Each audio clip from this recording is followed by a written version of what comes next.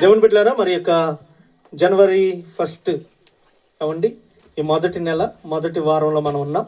మొదటి కొరింథీయులకు రాసిన పత్రిక 16వ అధ్యాయము 15 నుంచి 18 వచనాలు మనం చదువుకుందాం. మొదటి కొరింథీయులకు రాసినటువంటి పత్రిక 16వ అధ్యాయము 15వ వచనం నుండి 18వ వచనం వరకు నేను చదువుతున్నాను. శ్రద్ధగా మీరు అందరూ చూడండి. స్టెఫనీ ఇంటి వారు అకయ యొక్క ప్రథమ ఫలమై ఉన్నారనియు, వారు పరిశుద్ధులకు పరిచర్య చేయుటకు తమ్మును తాము అప్పగించుకొని ఉన్నారనియు మీకు తెలియను. కాబట్టి సహోదరులారా, అట్టి వారికిని పనిలో సహాయము చేయుచు ప్రయాసపడుచు ఉండు వారికందరికిని మీరు విధేయులై ఉండవలనని మిమ్మల్ని బతిమాలుకొనుచున్నాను. స్టెఫను, ఫోర్మునాతు, అకాయికు అని వారు వచ్చినందున సంతోషించుచున్నాను. మీరు లేని కొరతను వీరు నాకు తీర్చి నా ఆత్మకును మీ ఆత్మకును సుఖము కలగజేశారు గనుక అట్టి వారిని సన్మానించుడి. దేవునికి స్తోత్రం. గట్టిగా చెప్దామా? హల్లెలూయా. ప్రాముఖ్యమైనటువంటి మాటలు సంఘము కొరకు, సంఘములో ప్రాముఖ్యమైనటువంటి కుటుంబాల కొరకు, ఒక రకంగా చెప్పాలంటే సంఘ పెద్దలే అనుకోండి, వారి కొరకు, వారి బాధ్యతల కొరకు ఇక్కడ రాయబడినటువంటి అద్భుతమైనటువంటి విషయాలు. ప్రభు స్తోత్రం చెప్దామా? హల్లెలూయా.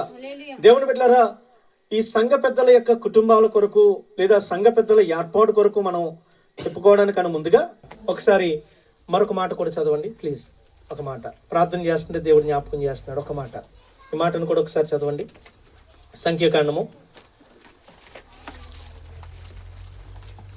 18వ అధ్యాయము 18వ అధ్యాయం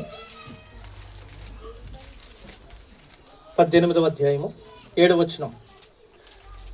కాబట్టి నీవును నీ కుమారులను బలిపీఠపు పనులన్నిటి విషయంలోనూ అడ్డతెర లోపల దాని విషయంలోనూ యాజకత్వము జరుపుచు సేవ చేయవలెను. దయచేతనే. అమ్మా, దేని చేత? ఏదో నీకేదో సామర్థ్యం ఉంది, డబ్బు ఉంది, ఆస్తి ఉంది, వెనకాల పలుకుబడి ఉంది కాదు.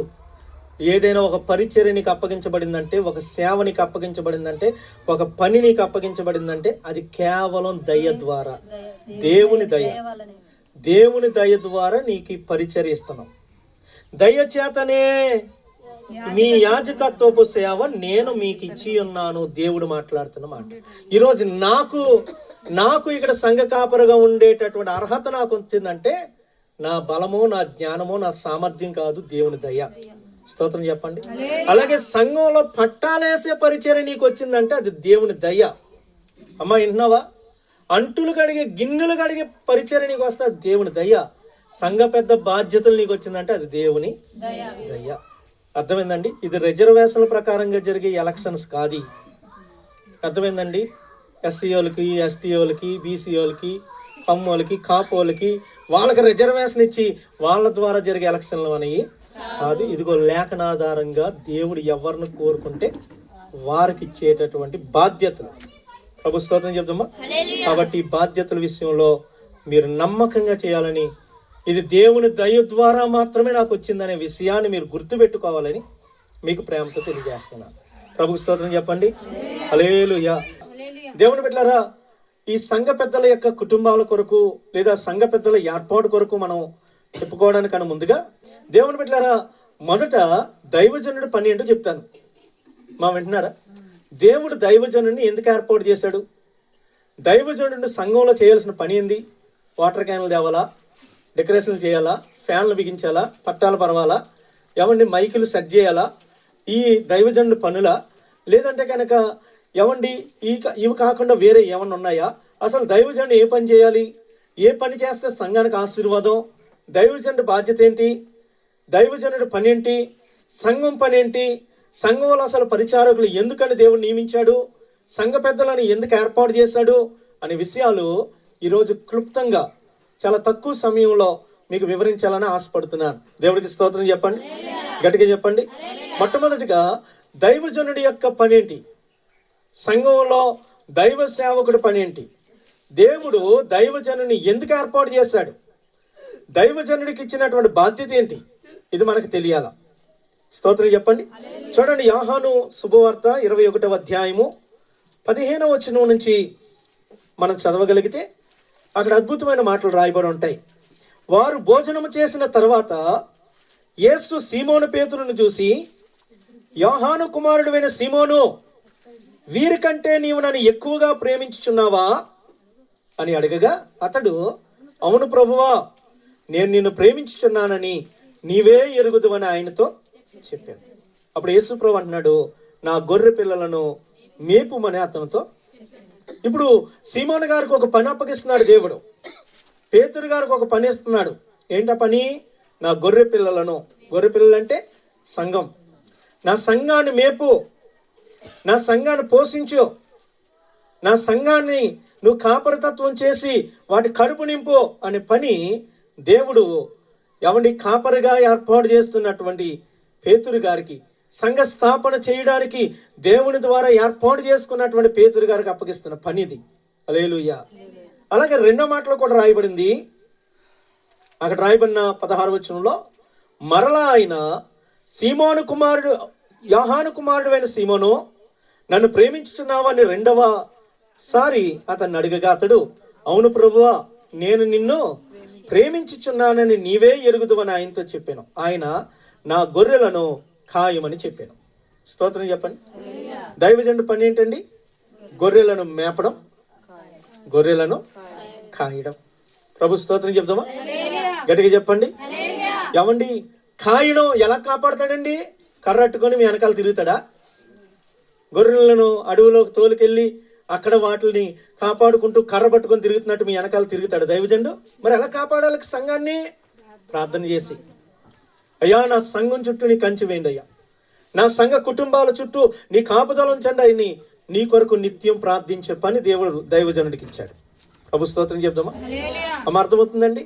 అర్థమవుతుందా? నీ కొరకు ప్రార్థన చేసి నీ కుటుంబాన్ని కాపాడే బాధ్యత దేవుడు ఎవరికి ఇచ్చాడు? సేవకుడికి ఇచ్చాడు. అలాగే సంఘాన్ని మేపమన్నాడు. అంటే ఏంటి? పనికి వెళ్ళిపోయి డబ్బులు తెచ్చి సంపాదించి సంఘంలో ఉన్న కుటుంబాలన్నింటికి పంచిపెట్టి, అమ్మా తిన్నావా, నువ్వు ఉన్నావా, నీకు డబ్బులు లేవా, ఇదిగో నేను ఇస్తానమ్మా, నా జేబులో డబ్బులు ఇస్తానమ్మా అని ఇచ్చే పని అది మేపడం అంటే? ఆ పనా? కాదండి.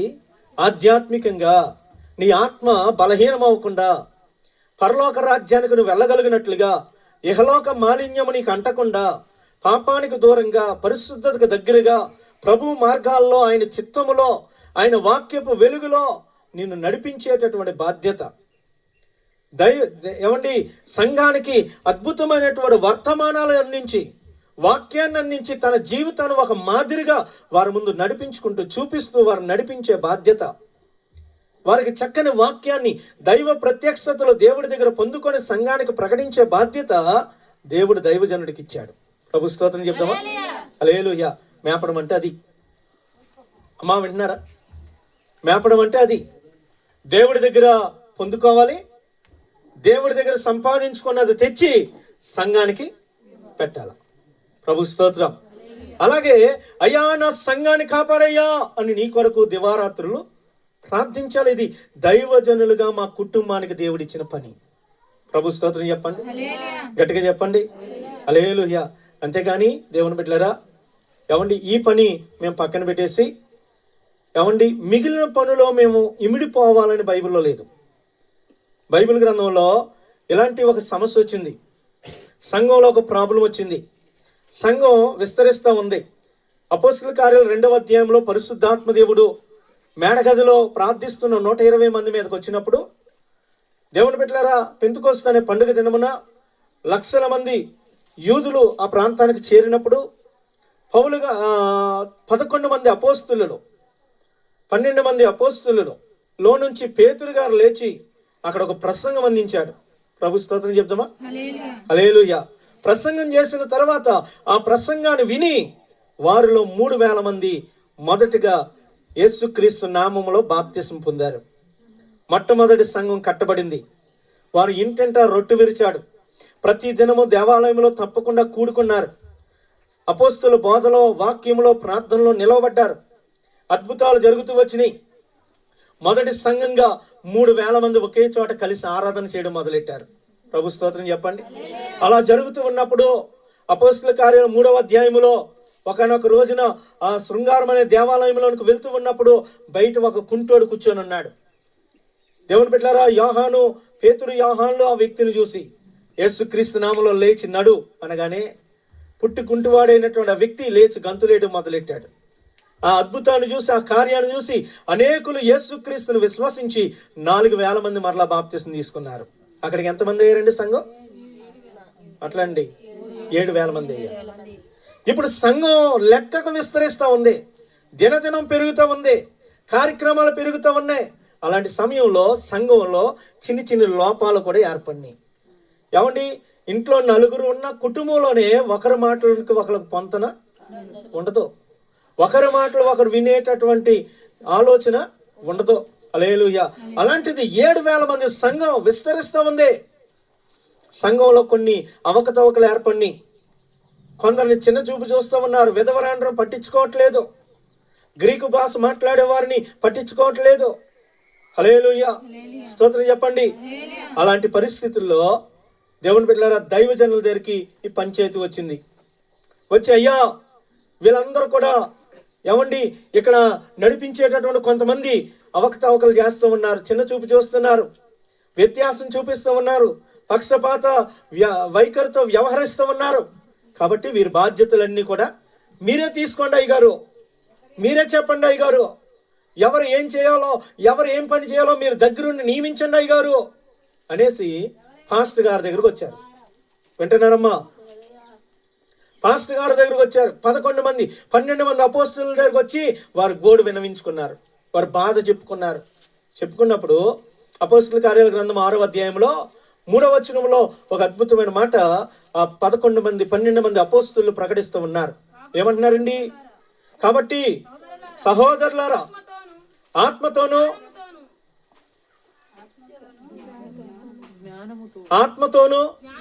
జ్ఞానముతోనూ నిండుకొని మంచి పేరు పొందిన 7 మనుషులను మీలో ఏర్పరచుకొనుడి. మేము వారిని ఈ పనికి నియమింతుము. అయితే మేము ప్రార్థన యందును వాక్య పరిచర్య యందును ఎడతెగక యుందుము. స్తోత్రం చెప్పండి. హల్లెలూయా. అమ్మ వింటున్నారా? అయ్యా మాకు మీరే పనులు నడిపించండి, మీరే పెత్తనం చేయండి, మీరే అన్ని చూసుకోండి, మీరు చెప్తే మేము వింటాం, మీరు చెప్తే మేము చేస్తాం, నువ్వు చెప్తేనే ఈ కార్యాన్ని మేము తలపెడతాం అయ్యగారు అని 11 మంది దగ్గరికి వస్తే వారు చెప్పిన మాట ఏందో తెలుసా? మాకు ప్రభు ఇచ్చిన పని మేము ప్రార్థన యందును వాక్య పరిచర్య యందును ఎడతెగకుండా ఉండాలి. ఇది యేసయ్య నాకు ఇచ్చిన పని. ఈ కార్యాలు చేయడానికి, ఈ పద్ధతులు నడిపించడానికి 7 మనుషులను మీలే ఏర్పాటు చేసుకోనండి. ఆ 7 యొక్క లక్షణాలు చెప్తాడు. ఆత్మతో నింపబడిన వాళ్ళై ఉండాలా, జ్ఞానంతో నిండుకొనిన వారై ఉండాలా, సంఘములో మంచి పేరు కలిగిన వారై, సాక్ష్యం కలిగిన వారై ఉండాలి. అలాంటి 7 మనుషులను ఏర్పాటు చేసుకుంటే ఈ పనులన్నీ చేయడానికి వారికి బాధ్యతలు అప్పగిస్తాం అని వారితో చెప్పడం జరిగింది. ప్రభు స్తోత్రం చెప్పండి, గట్టిగా చెప్దామా? హల్లెలూయా. ఏమండి, ఇక్కడ నేను చెప్పాలనుకుంటున్నటువంటి ప్రాముఖ్యమైన మాట, దైవజనుడి యొక్క బాధ్యత ఏంటి? యేసు ప్రభు అన్నాడు, నా గొర్రె పిల్లలను మేపు, నా గొర్రె పిల్లలను కాయి. అంటే నువ్వు వాక్యం బోధించు, వారి యొక్క రక్షణ కొరకు ప్రార్థన చెయ్యి. ఇది దైవజనుడికి దేవుడిచ్చిన పని. అదే పని ఇక్కడ అపోస్తలులు కూడా ప్రస్తావిస్తూ ఉన్నారు. మేము ప్రార్థన యందును వాక్య పరిచర్య యందును ఎడతెగకుండా ఉంటాం. మేము ఈ పని చేయడం మానేసి బల్ల యొద్ద పని చేయడం, పరిచర్య చేయడం అది మీకు యుక్తము కాదు అన్నాడు. స్తోత్రం చెప్పండి, గట్టిగా చెప్పండి. హల్లెలూయా. అమ్మ అర్థమైందండి? దైవజనుడు ఏమండి, ఇదిగో ఈ వాక్యం ప్రకటించే పని, మీ కొరకు ప్రార్థించే పని దైవజనుల కుటుంబంగా మేము చేయడం మానేసి, దేవుని బిడ్డలారా, ఈ ఎక్కలేని భారాలన్నీ నెత్తి మీద పెట్టుకొని ఇవన్నీ నడిపించడం అనేది దేవుని వాక్యానుసారమైన పద్ధతి కాదు. స్తోత్రం చెప్పండి. హల్లెలూయా, హల్లెలూయా. అయ్యగారు ఇది చేస్తే తప్ప, ఈ లైట్లు పెడితే తప్ప, చేపలు వేస్తే తప్ప అంటే మీరేం అంత మారిపోయిందా?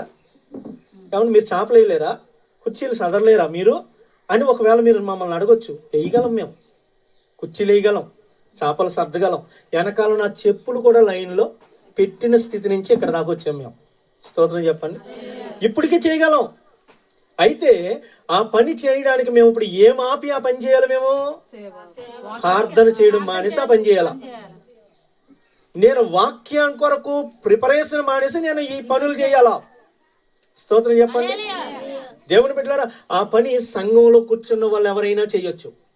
ఈ పని అందరు చేయగలరా? చేయలేరు. ఈ పని దైవజనుడు తప్ప వేరొకరు చేయలేడు. చేసినా నీకు ఆశీర్వాదం కాదు. హల్లెలూయా. ఆ పని సంఘంలో ఎవరైనా చేయొచ్చు. ఆ పని కొరకు నేను ఈ పని ఆప్ చేస్తే నువ్వు ఎట్లా పోషించబడతావు? నీ కొరకు ప్రార్థన చేసేటటువంటి దైవజనుడు ప్రార్థన మానేసి ఆ పనులు చేస్తే నీ కుటుంబానికి రక్షణ ఏముంటది? నీ కుటుంబానికి కాపుదల ఏముంటది? కుక్క పని కుక్క చేయాలి, గాడిద పని గాడిద మాట్లాడలేదండి. ఒక ఎవరి చాకలోడికి ఎవండి వాళ్ళ ఇంట్లో ఒక కుక్క ఒక గాడిద ఉన్నాయంట. హల్లెలూయా. గాడిద ఎందుకు? బట్టలు మోయడానికి. ఎవండి బట్టలు ఆ చాకరేవ దాకా పట్టుకెళ్ళాలా? ఉతికిన బట్టలు గాడిద మీద వేస్తాం, మళ్ళీ అది మోసుకుంటూ రావాలా? దాన్ని ఆరబెట్టాలా, ఎండబెట్టాలా, అమ్మిని మళ్ళీ అవన్నీ ఆరిపోయినాయి, మళ్ళీ ఎవరింటికి వాళ్ళకి పట్టుకెళ్ళి మోసుకెళ్ళి ఇవ్వాలి. కాబట్టి ఒక గాడిద ఉండేది. కుక్క దేనికి? మరి విలువైన బట్టలు వస్తాయి కదా, అవి రాత్రులు ఎవరు దొంగలు పడి పట్టుకుపోకుండా కుక్క కాపలా గాయాలి రాత్రి అంతా. స్తోత్రం చెప్పండి. హల్లెలూయా. ఇప్పుడు ఒక రోజున ఎవరి కుక్క యజమాని మీద అలిగింది. అమ్మ ఎవరు? కుక్క సాకలాయన మీద అలిగింది. మరి దానికి ఓ ముక్క తక్కువ వేసాడో ఓ ముద్ద తక్కువైందో తెలియదు, కానీ మొత్తానికి అయితే అలిగింది. స్తోత్రం చెప్పండి. అలిగి దీనికోసమే కదండి, ముక్క కోసం ముద్ద కోసమే. ఏమండి కుక్కలు అలిగినా దానికోసమే, మనుషులు అలిగినా మాట్లాడలేదు. హల్లెలూయా. ఓ మొక్క తక్కువైతే అలుగుతాం, ఓ ముద్ద తక్కువైతే అలుగుతాం మనం. స్తోత్రం చెప్తామా? ఎప్పుడు తినలేనట్టు. హల్లెలూయా. స్తోత్రం చెప్తామా? అలిగింది. అలిగిన తర్వాత అలిగి ఏం చేసింది తెలుసా? నాకు పెట్టలేదు కాబట్టి నేను నా పని చేయను, మొరగను నేను అని చెప్పి బీసుమించుకొని కూర్చుంది. విన్నారండి? బిగుసుకుపోయి ఇంక మొరగడం మానేసింది. చూడు చూడు, ఆ రోజే ఇంట్లో దొంగలు పడ్డారు. అమ్మా విన్నావా? ఆ రోజే కుక్కకు అప్పగించిన రోజే ఇంటికి దొంగలు వచ్చారు, బట్టలు ఎత్తుకోవడానికి వచ్చారు. వచ్చి అన్ని వాళ్ళు కుక్కను చూస్తున్నారు, కానీ కుక్క వీడికి బలే జరిగిందిరా, నా విలువేంటో తెలియ చెప్తా నేను అని చెప్పి మొరగడం మానేసి అట్టే చూస్తుంది. హల్లెలూయా. అట్టే చూస్తుంటే అప్పుడు గాడిద అంటుందంట, మొరగవే ప్లీజే, పాపం నీకు అన్నం పెట్టాడు కదా రోజు, ఏదో చిన్నది ఏదో మాట అన్నందుకు కోపగించుకున్నట్లు ఉంటావా? మన యజమాని నష్టపోతాడు, మొరుగు, నీ పన్ను చేయంట, చేయట్లేదు. అప్పుడు గాడిద కొంచెం విశ్వాసం ఎక్కువ కాబట్టి నువ్వు మొరగపోతే నేను మొరుగుతా అని చెప్పి గాడిద అరవడం మొదలెట్టింది. అమ్మ విన్నా? గాడిద అరుస్తామంటే ఏం తెలుస్తుంది? దీనికి తిన్నది అరక్క నన్ను ఇద్దరు పాడు చేస్తుందని చెప్పి యజమాని కసురుకుంటా ఉన్నాడు. అయినప్పటికీ ఇంకా గట్టిగా మొత్తుకుంటుంటే నిద్దట్లో పక్కన ఏదో అంటే అది ఇచ్చుకొని కొట్టిండు. దేన్ని? చచ్చి ఊరుకుంది. తగలకొండ చోట తగిలించి చచ్చిపోయింది. పొద్దున్న లేచేటప్పటికి ఇంట్లో ఉన్నటువంటి అన్ని దొంగోడు ఎత్తుకుపోయాడు. అప్పుడు అర్థమైంది. ఏమర్థమైంది?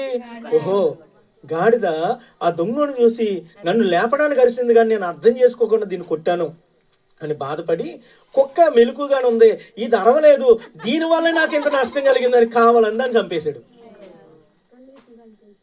చూడండి, ఒకటేమో తను చెయ్యాల్సిన పని చేయకపోవడం వల్ల ఒకటి చేస్తే, చెయ్యకూడని పనుల్లో తలబెట్టి ఏలు పెట్టి చేయి పెట్టడం వల్ల ఇంకొకరికి చచ్చింది. స్తోత్రం చెప్పండి. అర్థమైందండి? మీకు అర్థమవుతుందా? అందుకే ఎవరి పని వాళ్ళు చేస్తే అక్కడ ఆశీర్వాదం. దైవజనుడిగా నా పని నేను చేస్తే నీకు ఆశీర్వాదం. సంఘంగా సంఘ పెద్దలుగా మీ పని మీరు చేస్తే సంఘానికి క్షేమం, ఆశీర్వాదం. ప్రభు స్తోత్రం చెప్పండి, గట్టిగా చెప్పండి. హల్లెలూయా. ఇక్కడ దైవజనుడి యొక్క బాధ్యతలు. దైవజనుడి బాధ్యత ఏంటో తెలుసా బిడ్డలారా? నీ కొరకు ప్రార్థించాలా, సేవకురాలు నీ కొరకు నీ కుటుంబం కొరకు కన్నీళ్లు గార్చాలా, ప్రార్థించాలా. ఏమండి, అయ్యా నా సంఘానికి ఇంకా ఏం పెట్టాలయ్యా అని దైవజనుడు మోకరించి దేవుడి దగ్గర నుంచి ప్రార్థించి, ఇదిగో దైవ వాక్యాన్ని పట్టుకొని నీ ఎదుట నిలబడి బోధిస్తూ ఉంటే నీ ఆత్మ వర్ధిల్లుతూ ఉంటుంది, నీ ఆత్మలో నువ్వు ఎదుగుతూ ఉంటావు, నీ కుటుంబానికి ఆశీర్వాదం కలుగుతూ ఉంటుంది, దేవుని సన్నిధి నువ్వు అనుభవించగలుగుతూ ఉంటావు. ప్రభు స్తోత్రం చెప్పండి. అందుకే వీరంటూ ఉన్నారు, మేము వాక్యం బోధించడం మానేసి బల్ల యొద్ద పరిచర్య చేయడం మీకు యుక్తము కాదన్నాడు. అంతే. ప్రభు స్తోత్రం చెప్దామా? హల్లెలూయా. ఈరోజు దేవుని బిడ్డలారా, దైవజనుడి యొక్క బాధ్యత మొదటిది ఏంటమ్మా? దైవజనుడి పని ఏంటి చెప్పండి? దైవజనుడి బాధ్యత ఏంటి? వాక్యానుసారంగా, నా సొంత మాటలో నేను చెప్పట్లేదు, యేసుక్రీస్తు అదే చెప్పాడు, అపోస్తులు కూడా అదే చెప్పారు. ఏంటండి వారి బాధ్యత? వాక్యం బోధించాలా, సంఘ రక్షణ కొరకు, సంఘ కుటుంబాల క్షేమం కొరకు దైవజనుడు అనేవాడు, కాపర్ అనేవాడు వారిని కాపాడుట కొరకు ప్రార్థనలో ఉండాలా. హల్లెలూయా. నువ్వు అర్ధరాత్రి ఫోన్ చేయి, అయ్యగారు నాకు బాగాలేదు, నాకు ఆరోగ్యం బాగాలేదని అర్ధరాత్రి ఫోన్ చేస్తే దైవజనుడు నిద్ర మానుకొని వచ్చి నీ కొరకు ప్రార్థన చేయాలా. నువ్వెంత దూరంలో ఉన్నా నీ దగ్గర రావాలా. స్తోత్రం చెప్పండి. ఏ పరిస్థితి అయినా నీ దగ్గరికి రావాలి. హల్లెలూయా. గట్టిగా దేవునికి స్తోత్రం చెప్దామా. అలా రాని పాస్టరు సేవకు పనికిరాడు. ఎందుకు? ఒక బాధ్యతలో విఫలమైపోతూ ఉన్నాడు. కాపాడేటటువంటి బాధ్యత లేనోడు సేవకుడు ఎందుకు అవుతాడు? కాపర్ ఎందుకు అవుతాడు? కాపర్ అంటేనే కాపాడేవాడు కదా. స్తోత్రం చెప్పండి. కాపర్ అంటే ఎవరండి? కాపాడేవాడే. హల్లెలూయా. ఏమండి, యెహెజ్కేలు గ్రంథం 34వ అధ్యాయంలో జీతగాడే కాపరే అనేసి అక్కడ ప్రభు వివరిస్తూ, ఏమండి ప్రమాదం వచ్చినప్పుడు జీతగాడు పారిపోతాడు, కాపరి ప్రాణాలను అడ్డుపెట్టి నిలవబెడతాడు. స్తోత్రం చెప్దామా. నీ కాపరి ఎలాంటి వాడై ఉండాలో తెలుసా? నీ కొరకు తన ప్రాణాన్ని అడ్డుపెట్టి నీ కొరకు పోరాడేవాడిగా ఉండాలా. అది కాపరి పని. దేవునికి స్తోత్రం చెప్పండి. ఈరోజు ఈ కాపరి ఈ పని వదిలిపెట్టి మీ పనులు చేస్తుంది, మీకు ఆశీర్వాదం కాదు. దేవునికి స్తోత్రం. హల్లెలూయా. దేవుని బిడ్డలారా, మేము చెయ్యలేక కాదు, చేస్తాం, చెయ్యగలం. కానీ ఈ పని ఆ పని చేసేటప్పుడు ఈ పని ఆగిపోద్ది. ఈ పని ఆగిపోతే అది నీకు దీవెన కాదు. దేవునికి స్తోత్రం చెప్పండి. అందుకే దైవజనుల మీద ఏ పనుల ఒత్తిడి రాకుండానే దేవుడు ఇదిగో ఇక్కడ కొంతమంది పెద్దలను, కొంతమంది పరిచారకులను నియమించమన్నాడు దేవుడు. వారిని ఎవరిని పడితే వారిని పెట్టొద్దు అన్నాడు. ఆత్మతో నింపబడిన వారై ఉండాలా, జ్ఞానం కలిగిన వారై ఉండాలా. ఏమండి, గొడవలకు కాలు దువ్వే వారి కింద ఉండకూడదు, సాత్వికమైన మనసుతో ఉండాలా. హల్లెలూయా. సెల్ఫ్ కంట్రోల్ కలిగిన వారుగా ఉండాలా. ఆశలకి అడియాసలకి పోయి దేవుని బిడ్డలారా దేవుని సంఘాన్ని పాడు చేసే వాళ్ళ కింద ఉండకూడదు. హల్లెలూయా. హల్లెలూయా. తమ్మును తాము అణుచుకొని తమ ఇష్టాలను చంపుకొని దేవుని పని కొరకు పరుగులెత్తే వారినే పెద్దలుగా నియమించమని తీతుకు రాసిన పత్రిక 1వ అధ్యాయంలో స్పష్టంగా రాయబడింది. దేవునికి స్తోత్రం చెప్దామా. ఆ మాట కూడా ఒకసారి చదువుదాం. ఏమండి, ఆ మాట కూడా ఒకసారి మనం చదువుదాం. తీతుకు రాసినటువంటి పత్రికలో ఇక్కడ రాయబడినటువంటి మాటల్లో దేవుని బిడ్డలారా చూడండి, 5వ వచనం, 1వ అధ్యాయం 5వ వచనం. నేను నీకు ఆజ్ఞాపించిన ప్రకారంగా నీవు లోపముగా ఉన్న వాటిని దిద్ది ప్రతి పట్టణములోను పెద్దలను నియమించు నిమిత్తమే నేను క్రేతులో నిన్ను విడిచి వచ్చి తిని. ఎవడైనను నిందారహితుడు అంటే నిందలు లేనోడు, సాక్ష్యం కోల్పోలేనోడు, మనుషులందరితో మంచి పేరు కలిగినోడు. హల్లెలూయా. నిందారహితుడు, ఏకపత్ని పురుషుడు అంటే వివాహేతర సంబంధాలు లేనోడు. దేవుని బిడ్డలారా, భార్యకు భర్తకు అన్యాయం చేయకుండా కుటుంబ విలువలు కాపాడుకోగలిగినటువంటి వ్యక్తులై ఉండాలా. దేవునికి స్తోత్రం చెప్పండి. ఒకవేళ స్త్రీ అయితే భర్తకు మాత్రం భద్రాల కింద ఉండాలా. బయట ఎవండి పనికిమాల తిరిగే వాళ్ళు సంఘ పెద్దలుగా పనికిరారు. ప్రభు స్తోత్రం చెప్దామా. ఒకవేళ భర్త అయితే భార్యకు మాత్రమే ఎవండి బద్ధుడిగా ఉండి దేవుని యొక్క వాక్య ప్రకారంగా కుటుంబాన్ని పోషించుకోగలిగిన వాడై ఉండాలి. హల్లెలూయా. స్తోత్రం చెప్దామా. ఇక్కడ రాయబడినటువంటి మరొక మాట, దుర్వ్యాపారం విషయంలో నేరం మోపబడిన వాడు, చెడు వ్యాపారాలకు పోకుండా దేవుని బిడ్డలారా సమాజాన్ని పాడు చేసే పనులు, సంఘ గౌరవాన్ని తగ్గించే పనులు, వ్యాపారాల్లో ఇతనికి భాగస్వామ్యం ఉండకూడదు, పార్ట్నర్షిప్ ఉండకూడదు. అంటే ఎలాంటి వ్యాపారాలండి? ఎగ్జాంపుల్గా మందు అమ్మడాలు, సారాలు, ఏమండి గుట్కాలు అమ్మేటటువంటి వ్యాపారాలు, ఏమండి ఇలాంటి వ్యాపారాలు చేయకూడదు. ఇది ప్రజలను పాడు చేసేది, సమాజాన్ని నాశనం చేసేది. ప్రభు స్తోత్రం చెప్పండి. ఇలాంటి వ్యాపారాలు పాలి భాగస్తులుగా ఉండకూడదు. దేవుని యొక్క నామాన్ని కించపరిచేటటువంటి వ్యాపారాల్లో వీరు ఉండకూడదు. తర్వాత అవిధేయులు కాక విశ్వాసులైన పిల్లలు కలిగిన వారై ఉండాలి. అవిధేయులుగా ఉండకూడదు, విధేయత కలిగిన వారు సంఘ పెద్దలుగా ఉండాలా. అమ్మా ఎలా ఉండాలండి? మాట్లాడలేదండి. విధేయత ఉండాలా. ఎవరికి విధేయత చూపించాలి? సంఘ పెద్ద పైన దైవజనుడు ఉంటాడు. దైవజనుడు ఏదైతే దేవుడి నుంచి పొందుకొని, అమ్మ ఇదిగో సంఘంలో ఈ పని చేయాలా, నువ్వు సంఘంతో నువ్వు ఈ పనులు జరిగించమ్మా అని దైవజనుడు సంఘ పెద్దగా చెప్తే సంఘ పెద్ద వినేదిగా ఉండాలా, వినే వ్యక్తిగా ఉండాలా. దేవునికి స్తోత్రం చెప్పండి. విని దానిని సంఘంలో తూచే తప్పకుండా నెరవేర్చగలిగినటువంటి స్థితి సంఘ పెద్ద కలిగి జీవించాల. ఏమండి, విశ్వాసము కలిగినటువంటి పిల్లలను కలిగిన వారు ఉండాల. అలా నేను చెప్పాను ఇంతకు ముందు కూడా. ఒకవేళ సంఘ పెద్ద అనేటటువంటి వ్యక్తి దేవుని బిడ్డలారా ఇతరులు ఒకవేళ చెడు మార్గంలో నడుస్తుంటే వారిని సరైన మార్గంలో నడిపించే బాధ్యత సంఘ పెద్ద మీద కూడా ఉంటుంది. వాక్యాన్ని బోధించే బాధ్యత ఇక్కడ కింద రాయబడి ఉంటుందండి 9వ వచనంలో. దేవుని బిడ్డలారా తాను హితబోధ విషయమై జనులను హెచ్చరించాలి. అంటే ఆరోగ్యకరమైన బోధ ప్రజలకు చెయ్యాలి, అంటే బోధించాలి, వాక్యాన్ని ప్రకటించాలి. హల్లెలూయా. నువ్వు వాక్యం చెప్పాలంటే ముందు నీ పిల్లలు సరిగా ఉండాలి కదా, నీ కుటుంబం సరైనటువంటి విధానంలో ఉండాలి కదా. కాబట్టి కుటుంబాన్ని బాగుగా నువ్వు నడిపించుకునే స్థితి ఉండాలంటున్నాడు. ఇంకా కింద ఏమంటున్నాడండి, ఎవరి విశ్వాసములైన పిల్లలు గలవారిని ఉన్న ఎడల అట్టి వారిని పెద్దలుగా నియమించాలి. దేవునికి స్తోత్రం. ఇవన్నీ కూడా సంఘ పెద్దల యొక్క నియమాలు. సంఘ పెద్దలుగా ఎవరిని పెట్టాలి, ఎవరిని పెట్టకూడదు అనే నియమాలు. ఇక్కడ మరొక మాట కూడా రాయబడింది. ఎందుకనగా అధ్యక్షుడు అగువాడు దేవుని గృహ నిర్వాహకుని వలె నిందారహితుడై ఉండవలెనో. దేవుని గృహ నిర్వాహకుడు ఎవరో? దైవజనుడు, సంఘ కాపరి. అతని వలె నీవు కూడా నిందలు లేనటువంటి స్థితి సంఘ పెద్దకు ఉండాలి. హల్లెలూయా. దైవజనుడికి ఎలాంటి సాక్ష్యం ఉందో సంఘంలో సంఘ పెద్దకు కూడా అలాంటి సాక్ష్యం కలిగి సంఘ పెద్ద కూడా ఉండాలి. దేవునికి స్తోత్రం చెప్పండి. మరొక మాట ఇక్కడ ఏమని రాయబడిందండి, అతడు స్వేచ్ఛాపరుడును, ముక్కోపియు, మద్యపానియు, కొట్టువాడును, దుర్లాభమును అపేక్షించువాడుగా కాక. అంటే ఈ లక్షణాలు అతనిలో ఉండకూడదు. స్వేచ్ఛాపరుడు అంటే ఏంటి? నా ఇష్టం అండి, నేను చేస్తా, నా ఇష్టం. హల్లెలూయా. ఇప్పుడు మొత్తం సోషల్ మీడియా అంతా ఊరేగుతోంది కదండి. ఆటలందరూ తిరుగుబాటు చేస్తా ఉన్నారు. ఎవరి మీద? పాపం నిండుగా బట్టలు కట్టుకోమన్నా కూడా తప్పైంది. స్తోత్రం చెప్పండి. ఏమండి, నిండుగా బట్టలు కట్టుకో తల్లి, నువ్వు అమ్మ లాంటి దానివి, తల్లి లాంటి దానివి, కొడుకులు చూస్తున్నారు అంటే ఏమండి, అంటే ఆయన మీద మళ్ళా తిరుగుబాటు, ఆయన మీద మళ్ళీ సోషల్ మీడియాలో దేవుని బిడ్డలారా ఆయన మీద ఏమండి హ్యూమన్ రైట్స్ కమిషన్ వాళ్ళు కలిసి ఆడవాళ్ళ స్వేచ్ఛను హరింతున్నారు, శిక్ష వెయ్యాలి, లేనిపోయిన పోరాటాలు. ఏం హరించాడు అంటే బట్టలు ఇప్పేసుకొని తిరిగితే స్వేచ్ఛ? ఏమండి, నిండుగా బట్టలు కట్టుకొని తిరగమనం తప్ప? స్తోత్రం చెప్పండి. హల్లెలూయా. దేవుని బిడ్డలారా నేడు జరిగేటటువంటి అనర్థాలకి ఇవే కారణాలు. ఒళ్ళంతా కనిపించేలా బట్టలు వేసుకుంటే ఎవడ మనసు ఆగిద్ది? ఎవరో చెడు ఆలోచనలు రాకుండా ఉంటాయి. నేడు పిల్లలు చెడిపోతూ ఉన్నారండి.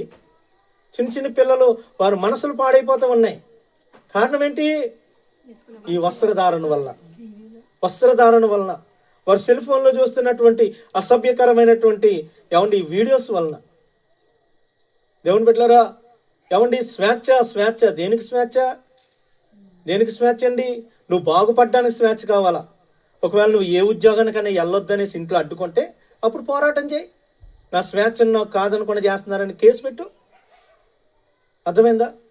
ఉద్యోగానికి వెళ్ళనివ్వకపోయినా దేవుని బిడ్డలారా నీకు ఇంట్లో ఎవరిని నీ బాధ్యతలు నిన్ను చేయనివ్వకపోయినా అది స్వేచ్ఛ. నిన్ను చదువుకొనివ్వకపోయినా ఇట్లాంటి వాటిల్లో స్వేచ్ఛ కావాలి. కానీ నేను బట్టలిప్పుకు తిరుగుతా నాకు స్వేచ్ఛ కావాలంటే ఇది ఎక్కడ స్వేచ్ఛ? ఇది సమాజం పాడు చేసే స్వేచ్ఛ ఇది. హల్లెలూయా. దేవుని బిడ్డలారా అలాంటి వాళ్ళని చెప్పు తీసుకొని కొట్టినా తప్పు లేదు. అర్థమైందా? మామూలు చెప్పు కూడా కాదు, ప్యాడ్ అంటించిన చెప్పుతో కొట్టినా తప్పు లేదు. అర్థమైందా? ఇది నా స్టేట్మెంట్. ఇది స్తోత్రం చెప్పండి. హల్లెలూయా. రాయబడింది సంఘ పెద్ద స్వేచ్ఛాపరుడిగా ఉండకూడదు. అంటే అర్థం ఏంటి? నా ఇష్టం నేను చేస్తా. నీ ఇష్టం చేసుకోవడానికి కాదు నీకు బాధ్యత ఇచ్చేది. నీ ఇష్టాలు నెరవేర్చడానికి కాదు.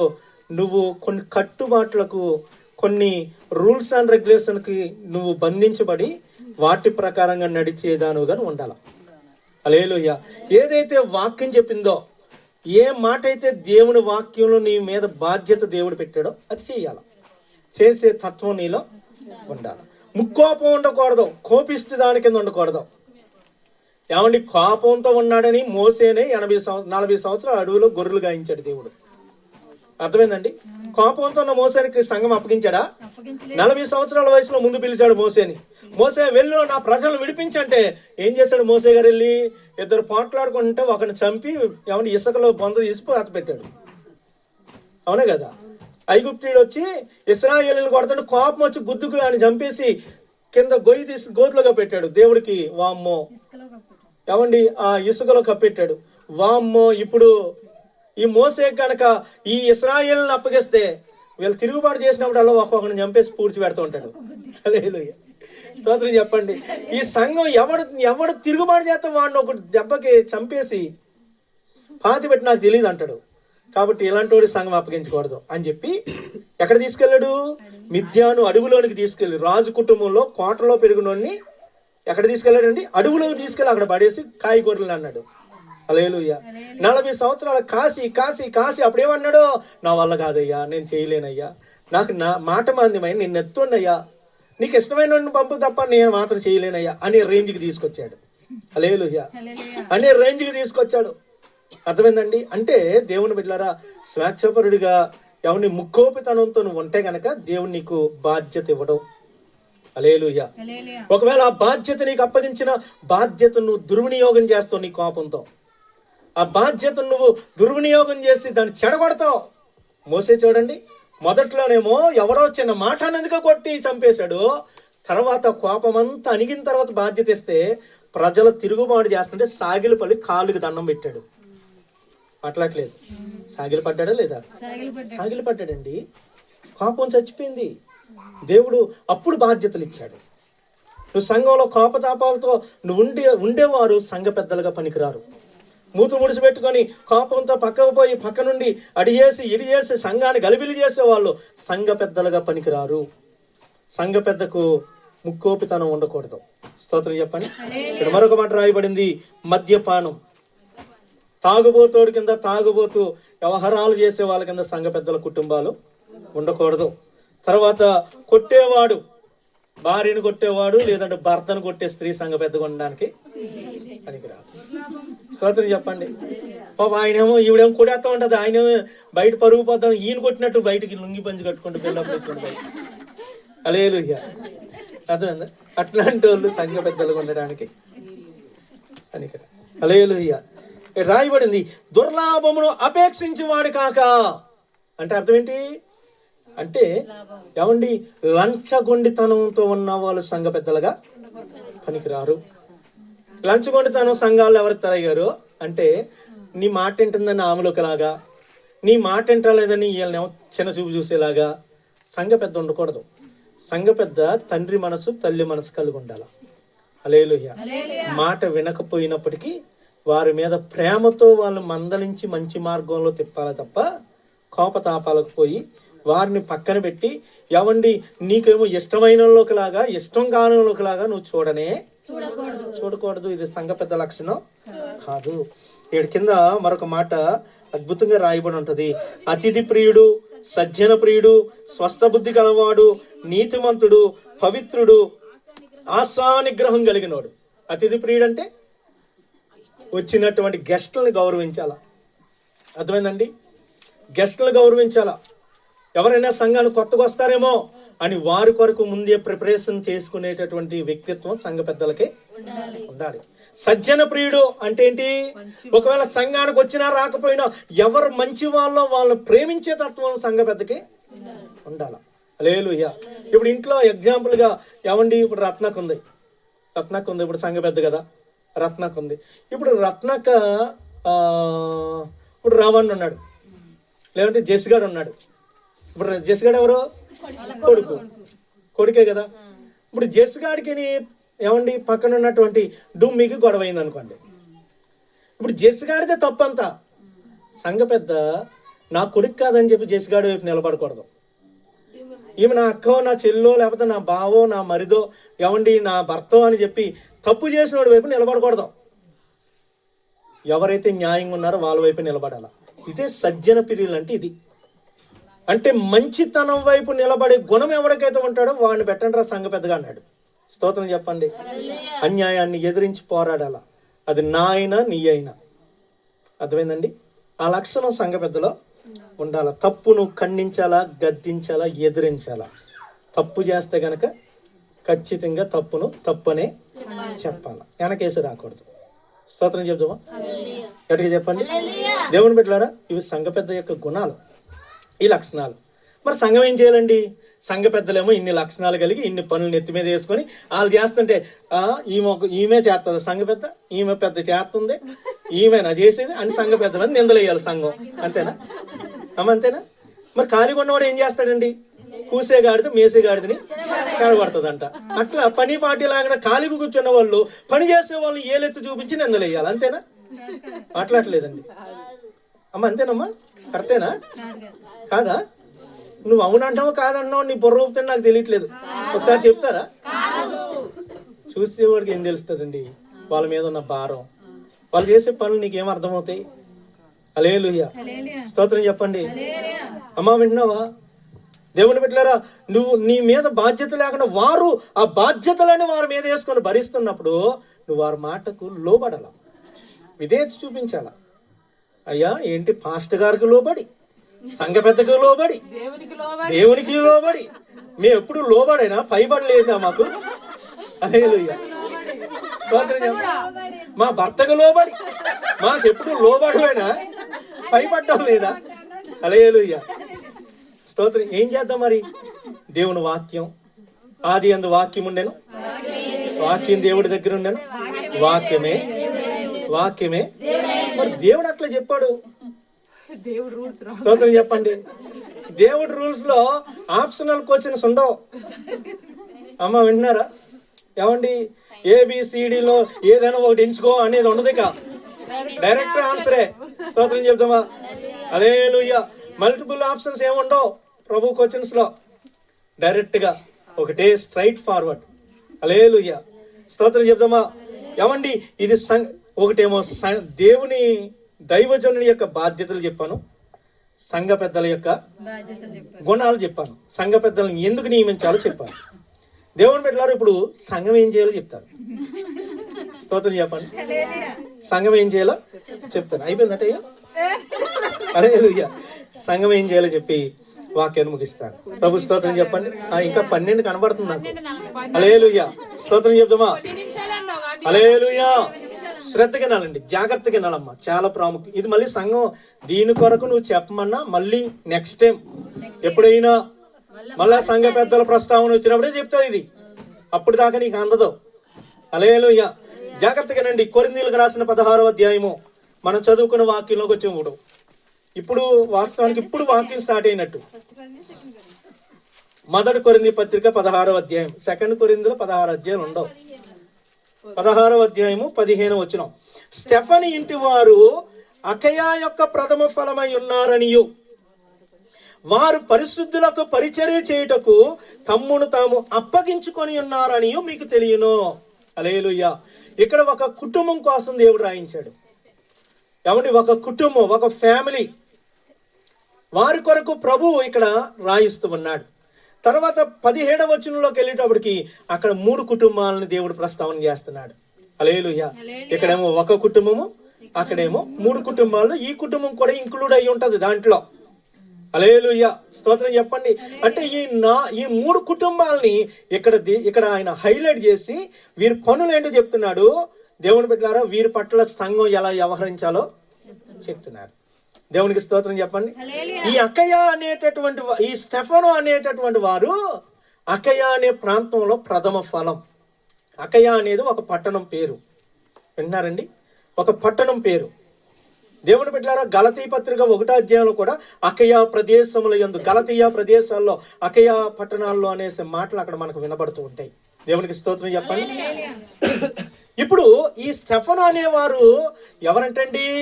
కొత్తగా వచ్చినాడని ఉందా? ప్రథమ ఫలం. ప్రథమ ఫలం అంటే ఏంటండి?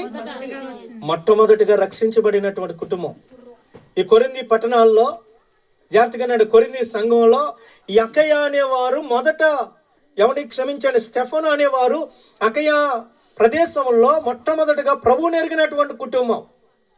నేను పోయిన వారంలో జ్ఞాపకం చేశాను, సంఘ పెద్దగా ఎవరినైనా పెట్టాలనుకుంటే గనక వాడు కొత్తగా సంఘంలో చేరిన వాడికి అవకాశం లేదు అని. దేవుని బిడ్డలారా, మొదటి తిమోతి పత్రిక 3వ అధ్యాయము 6వ వచనంలో ప్రభు రాయించాడు.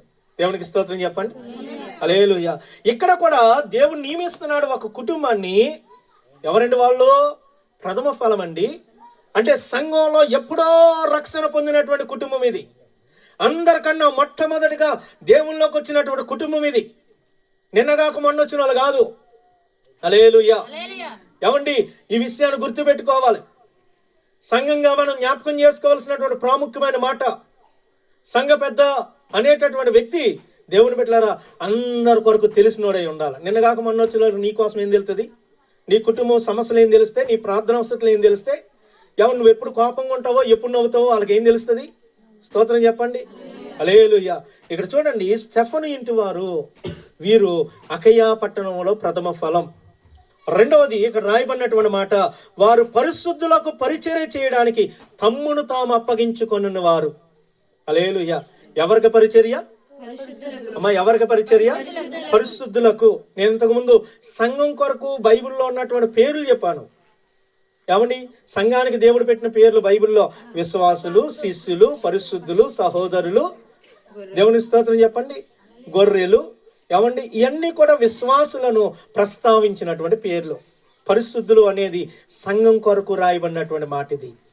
ఇక్కడ ఈ స్టెఫను కుటుంబం సంఘానికి పరిచర్య చేయడానికి, పరిశుద్ధులకు పరిచర్య చేయడానికి తమ్మును తాము అప్పగించుకున్నారంట. స్తోత్రం చెప్దామా అమ్మా? వింటున్నారా వెనకాల? హల్లెలూయా. వీరికి ఎవరైనా అప్పగించారా? వీరే అప్పగించుకున్నారా? చెప్పండి అమ్మా. మాట్లాడలేదు. వారికి వారే అప్పగించుకొని పని చేస్తున్నారు. ఈరోజు అప్పగించిన పనులు చేసేవారు లేరు. అక్కడ అప్పగించుకొని పని చేస్తున్నాడండి. స్తోత్రం చెప్పండి. సంఘం ఎలా ఉండాలో తెలుసా దేవుని బిడ్డలారా? అమ్మా విన్నావా? నాదేముందిలే, నేను వెళ్తా, నా కోసం ఒక స్టూల్ వేస్తుంది, ఒక కుర్చీ వేస్తుంది, చాపలు వేస్తుంది, నేను వెళ్ళి చక్కగా పట్టు చీర నలగకుండా కూర్చొని ఆరాధన చేసి ఏమో టిప్ టాప్కి ఇంటికి పోతా అన్నట్టు ఉండకూడదు. నువ్వు సంఘం కొరకు, పరిశుద్ధుల కొరకు నువ్వు అప్పగించుకొని దేవుని పరిచర్య చేసే గుణం నేటి సంఘాలు కలిగి ఉండాలా. దేవుడికి స్తోత్రం చెప్పండి. సంఘంలోకి వచ్చినటువంటి నిన్ను నువ్వు అప్పగించుకోవాలి. ఒక పని కొరకు, ఒక్కొక్క పని కొరకు నువ్వు అప్పగించుకోవాలా. సంఘంలో ఏమైతే పనులు ఉన్నాయో, పరిచర్యలో ఏదైతే ఏమండి పనులు జరుగుతున్నాయో, ఆ పనులన్నీ నువ్వు గమనిస్తూ ఉన్నావో, ఆ పనుల్లో అయ్యా ఇదిగో నేను ఈ సంవత్సరంలో ఈ పని చేస్తాను అయ్యారు, ఈ పని ఏమండి సంవత్సరం ఇప్పుడు బల్లారాధన ఉంటుందండి. బల్లారాధనకి చక్కగా ఆ ద్రాక్షరసం రొట్టె ఏర్పాటు చేసే పని ఉంటుంది. నేను ఈ పరిచర్య చేస్తానండి, అప్పగించుకో దేవుడికి. ఆ పరిచర్య వచ్చినప్పుడు, బల్లారాధన వచ్చినప్పుడు అసలు ద్రాక్షరసం ఎంత ఉంది, రప్పించాలా లేకపోతే ఏం చేయాలి అనేది మొత్తం నువ్వు చూసుకో. ఇదొక పరిచర్య, నువ్వు అప్పగించుకొని చేసే పరిచర్య ఇది. రెండోది, ప్రతి ఆదివారం ఉంటుంది, ఈ చేపలు వేయాలి, ఇవన్నీ శుభ్రం చేసుకోవాలా. సంఘం రాకముందు ఈ పరిచర్య నువ్వు అప్పగించుకో. దేవుని కోసం 10 నిమిషాలు పని చేయలేవా? దేవుని సంఘం కొరకు, పరిశుద్ధుల కొరకు, నీ కుటుంబం కొరకు, కన్నీళ్లు గార్చే సంఘం కొరకు నువ్వు అప్పగించుకొని ఒక 10 నిమిషాలు పరిచర్య చేయలేవా? ఈ కుటుంబం అప్పగించుకొని దేవుని సేవ చేస్తున్నారు. అప్పగించుకొని పరిశుద్ధుల కంటే సంఘానికి పని చేస్తున్నారు వీళ్ళు. హల్లెలూయా. ప్రభు స్తోత్రం చెప్తామండి.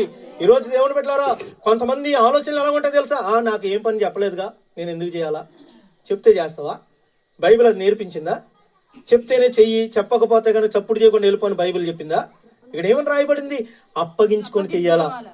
చెప్పకపోయినా అయ్యా నేను సంఘంలోకి వస్తున్నాను కదా అయ్యగారు, నేను దేవుని కొరకు ఏ పని చేయట్లేదయ్యా, నా కొరకు దేవుడు ఎంతో చేశాడు, సంఘం ఎంతో చేసింది, నేను దేవుని పని చేయాలా, దేవుని కొరకు నేను నిలవబడాలా, నాకంటూ ఒక బాధ్యత ఇవ్వండి అయ్యా అని.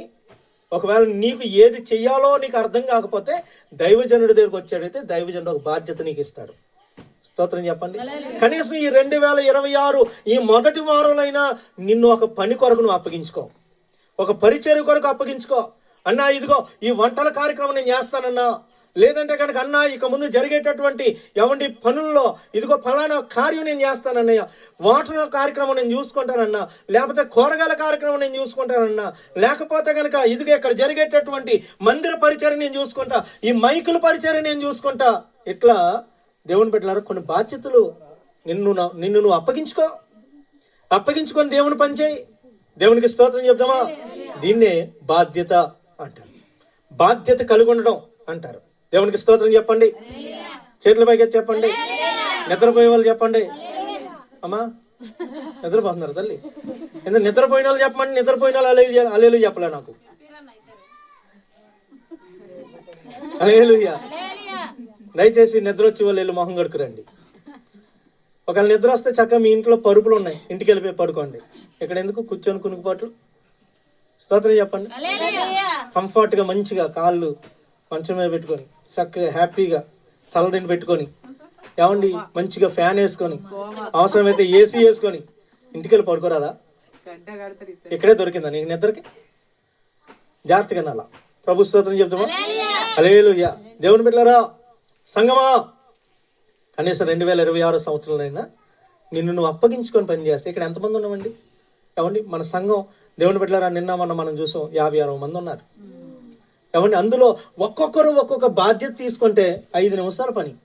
అన్న ఇవన్నీ క్లీన్ చేసే పని నేను పెట్టుకుంటా, ఇవన్నీ శుభ్రంగా నేను క్లీన్ చేస్తాను, ఈ బాధ్యత నాకు ఇవ్వండి. ఎంతసేపు చేస్తావు?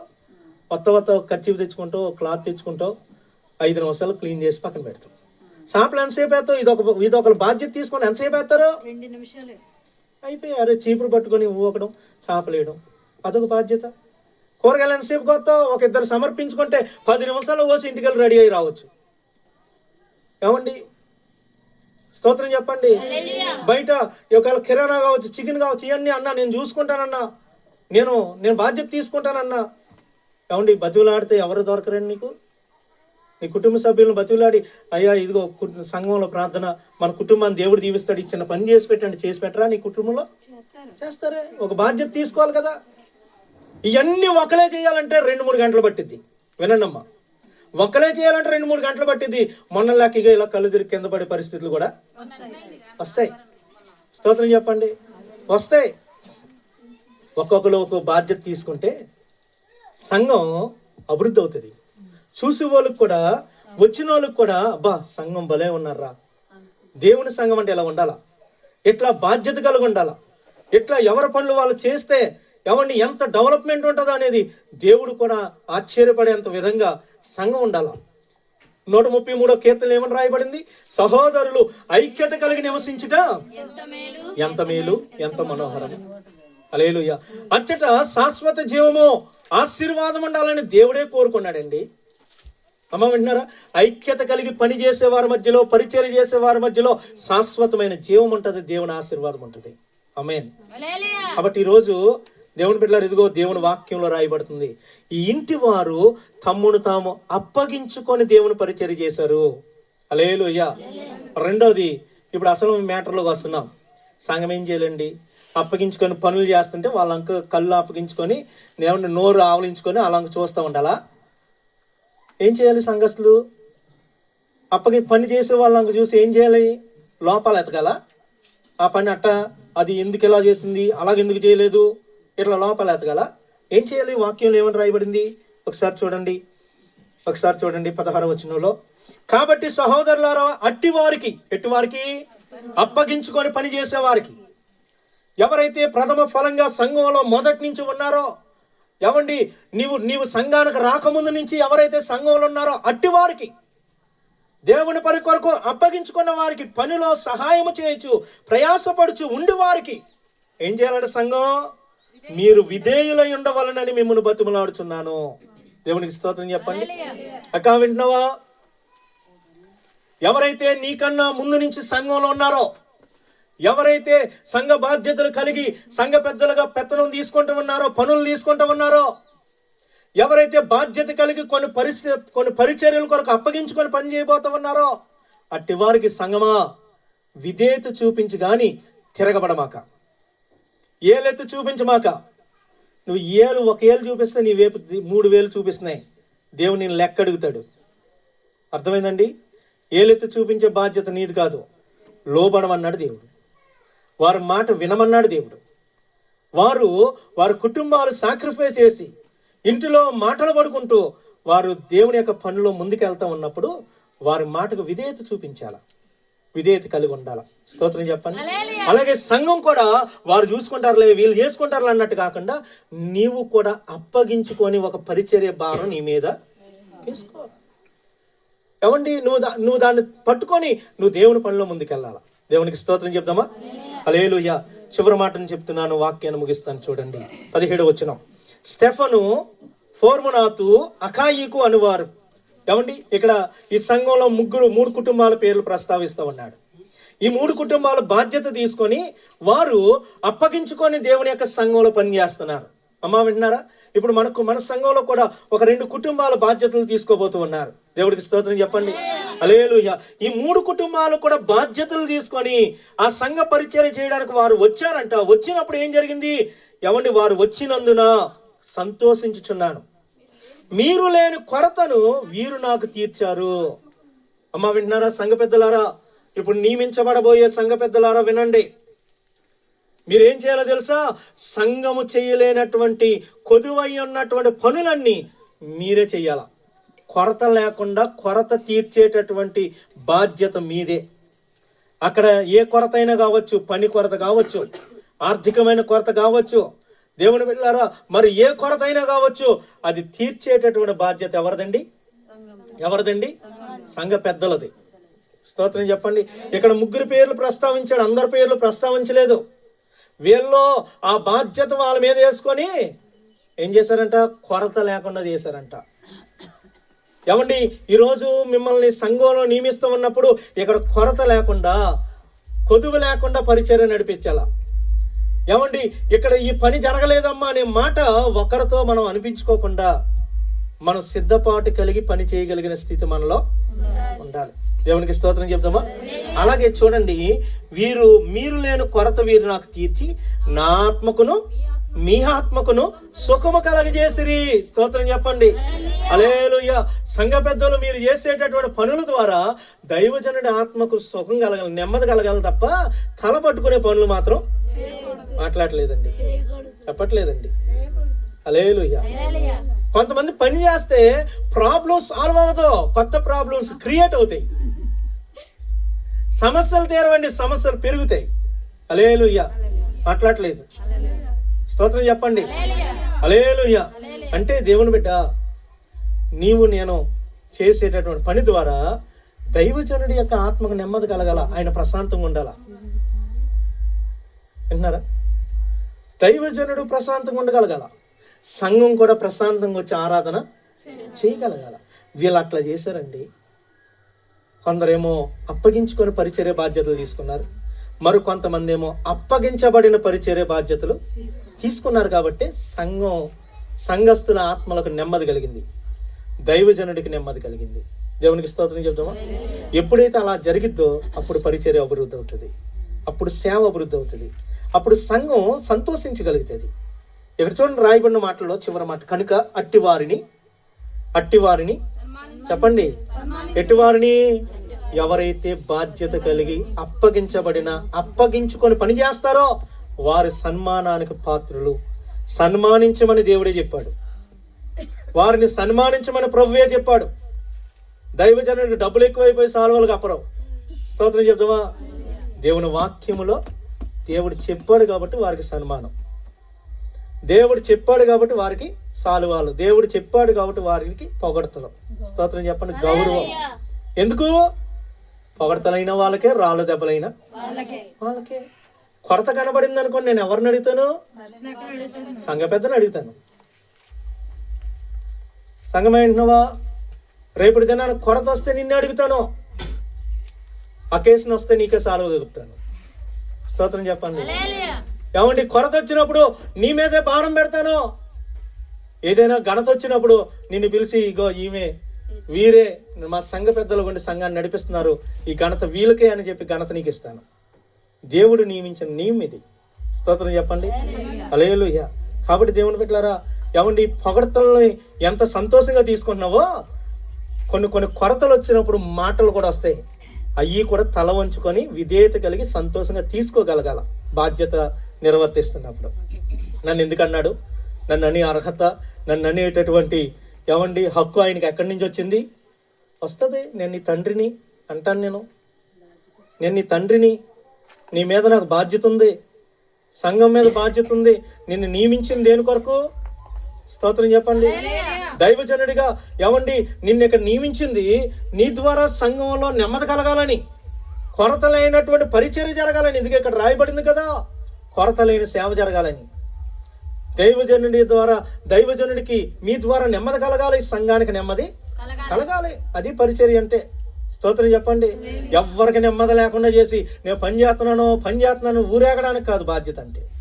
స్తోత్రం చెప్పండి. అందరూ ప్రశాంతంగా వచ్చి ఆరాధించగలగాల, అందరూ నెమ్మది కలిగి దేవుని సేవలో ఎదగగలగాల, అది బాధ్యత. దేవుడికి స్తోత్రం చెప్దామా? హల్లెలూయా. 3 మాటలు చెప్పాను. మొదటిది దైవజనుడికి దేవుడిచ్చిన బాధ్యత. రెండోది సంఘ పెద్దలు ఎలా ఉండాలి, వారికి దేవుడు ఎలాంటి బాధ్యతలు ఇచ్చాడు, వారు ఏం పనులు చేయాలి. మూడోది సంఘం ఎలా ఉండాలి, వారు ఏం చేయాలో. సంఘం ఎలా ఉండాలండి? అప్పగించుకొని పని చేసే వారికి ఉండాలి. సంఘ పెద్దలు అప్పగించబడిన పనులు చేస్తారు. వాళ్ళు వింటున్నారండి? సంఘ పెద్దలు ఏం పనులు చేస్తారు? దైవజనులు వాళ్ళు అభిషేకించి వారు కొన్ని పనులు అప్పగిస్తే ఆ పనులు వారు చేస్తారు. మరి సంఘం ఎలా ఉండాలండి? అప్పగించుకొని, ఈ పని నేను చేస్తానయ్యా, ఈ పరిచర్య నేను చేస్తానయ్యా, అయ్యా ఈ పరిచర్య నేను చేస్తాను, చీపురు పట్టుకునే పరిచర్య నేను చేస్తానయ్యా, బకెట్ పట్టుకునే పరిచర్య, కత్తట్టుకునే పరిచర్య. అంటే కత్తట్టుకునే పరిచయం అంటే ఎవరిని నరికేయడానికి? పేతుల్లాగా అడ్డొచ్చిన వాళ్ళని కళ్ళు ముక్కు చెవులు తెగ్గొట్టడానికి కాదు. స్తోత్రం చెప్పండి. అర్థమైందా ప్రణాళిక? మన కత్తి తట్టుకొని ఎవరిని వేసి ఎలా అంట కూర్చున్నాం బయట. హల్లెలూయా. స్తోత్రం చెప్పండి. హల్లెలూయా. కత్తి పట్టుకునే పరిచర్య అంటే కూరగాయలు కోయడానికి. స్తోత్రం చెప్పండి. ఇదిగో ఇలా స్టార్లు కట్టేటప్పుడు అడ్డొచ్చినాయి ఏసు పడేయడానికి గొడ్డలు పట్టుకుందామన్న సంఘ పెద్ద. స్తోత్రం చెప్పండి. హల్లెలూయా. ఇవన్నీ కూడా పరిచర్యలు ఒక్కొక్కరు పంచుకుంటే ఆశీర్వాదం. దానివల్ల మన సంఘం అభివృద్ధి అవుతుంది, పరిచర్య నెమ్మదిగా జరిగిద్ది, పరిచర్యలో శాంతి కలిగిద్ది, సమాధానం కలిగిద్ది. అట్లా ఉన్నప్పుడు దేవుడు ఆశీర్వదిస్తాడు. అలాంటి వారిని సన్మానించమని దేవుడు దైవజనులకు కూడా ఆజ్ఞాపించాడు. ప్రభు స్తోత్రం చెప్తామా? అట్టి పరిచర్య మన సంఘంలో జరగాలి. సంఘం ఏం చేయాలో తెలుసా దేవుని బిడ్డలారా? అప్పగించుకొని పని చేయాలి. పని చేసే వాళ్ళ మాటకు వెరీ గుడ్ చెప్పాలా? ఒకరితే చెప్తుంది నాకు. పని చేసే వాళ్ళ మాటలకి విధేయత చూపించాలండి, లోబడాలా. వాళ్ళు ఏదైనా ఒక మాట అన్నా, ఏదైనా ఒక పని చెప్పినా మీరు ఆ మాటకు విధేయత చూపించి దేవుని బిడ్డలారా చక్కగా బాధ్యతలో ముందుకి వెళ్ళాలి. ఆమేన్. దేవుడికి స్తోత్రం చెప్తామా? హల్లెలూయా. దేవుడు అట్టి కృప మన సంఘాల్లో అనుగ్రహించునుగాక. మన సంఘంలో ఎలాంటి దైవ వాక్య లేఖనాల ప్రకారంగా నడవగలిగినటువంటి పరిచర్య మన సంఘంలో ప్రభు జరిగించునుగాక.